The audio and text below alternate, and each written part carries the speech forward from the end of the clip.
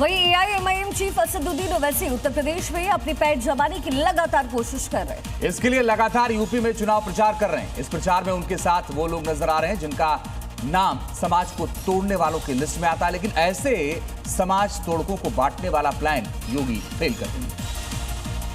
इसके लिए योगी पहले ही वार्निंग दे चुके हैं कि समाज तोड़कों और राष्ट्र तोड़कों से सावधान रहना होगा। ये जो बांटने वाले लोग हैं ना, जाति के नाम पर, क्षेत्र के नाम पर, भाषा के नाम पर, इन लोगों से सावधान रहना। लेकिन भाईजान को ऐसे लोग ही नजर आ रहे हैं जिन पर हिंसा कराने जैसे गंभीर आरोप हैं। तस्वीरें मुरादाबाद की है जहां ओवैसी मंच पर मौजूद है और उनके पीछे खड़ा है संभल हिंसा का आरोपी। हम जफर साहब का शुक्रिया अदा करते हैं। और बड़ी खबर यह कि राजस्थान के सीकर में यूजीसी के कथित सवर्ण विरोधी नियमों के खिलाफ जन जागरण यात्रा राष्ट्रीय राजपूत करणी सेना ने निकाली है। जन जागरण यात्रा यूजीसी नियम वापस लेने, ईडब्ल्यूएस व्यवस्था आसान बनाने समेत कई मांगे हैं जो करणी सेना द्वारा उठाई गई है। मांगे नहीं मांगे जाने पर दिल्ली में आंदोलन की चेतावनी करणी सेना ने दी है। राजस्थान के सीकर में यूजीसी के कथित सवर्ण विरोधी नियम के खिलाफ जन जागरण यात्रा। हालांकि यूजीसी को कोर्ट ने ही लागू करने से मना कर दिया है। सरकार से पुनर्विचार की बात कोर्ट द्वारा कही गई थी, लेकिन बावजूद इसके करणी सेना यहाँ पर मार्च निकालती नजर आई। वहीं पंजाब में फार्मासिस्ट भर्ती परीक्षा में कथित गड़बड़ी को लेकर की सियासत भी तेज हो गई है। विपक्ष ने शिक्षा मंत्री हरजोत सिंह बैंस के इस्तीफे की मांग की है। वहीं मुख्यमंत्री भगवंत मान और आप ने पेपर लीक से इनकार करते हुए इसे नकल का मामला बताया। कांग्रेस और अकाली दल ने सरकार पर गंभीर आरोप भी लगाए और इस्तीफे की मांग की शिक्षा मंत्री की, और अब कह रहे हैं पेपर लीक नहीं हुआ। भगवंत मान तो शिक्षा मंत्री के इस्तीफे के बाद क्या सीजेपी फाउंडर अभिजीत दिप्ते पंजाब में पेपर लीक के खिलाफ मोर्चा खोलने वाले हैं? क्योंकि जब इस पर सवाल पूछा गया तो उन्होंने कहा कि हम इसके लिए प्लानिंग कर रहे हैं। प्रदर्शन खत्म होने के बाद अब सीजेपी फाउंडर अभिजीत दिप्ते ने मांग की है कि प्रदर्शन को लेकर किसी स्टूडेंट पर कोई केस दर्ज नहीं होना चाहिए।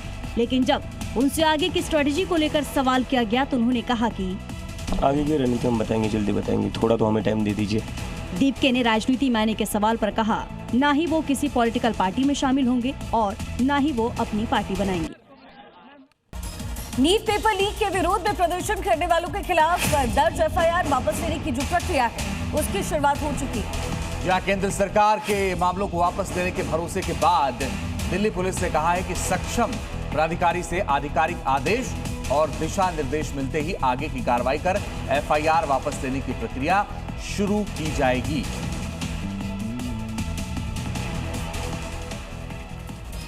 और चलिए आगे बढ़ते हुए आपको दिखाते हैं राज्यों से जुड़ी हुई 5 अहम खबरें।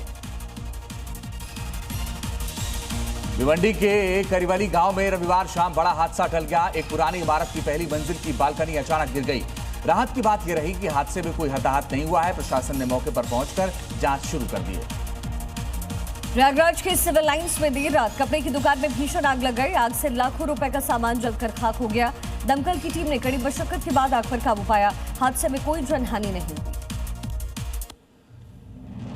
मध्य प्रदेश के नर्मदापुरम में एक ठेले पर आग लगने के बाद गैस सिलेंडर ब्लास्ट का वीडियो सामने आया। धमाके के बाद मौके पर अफरा तफरी मच गई। हादसे में 5 लोग घायल हुए।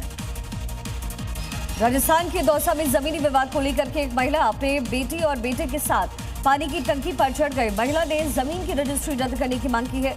सूचना पर पुलिस और प्रशासन की टीम मौके पर पहुंची।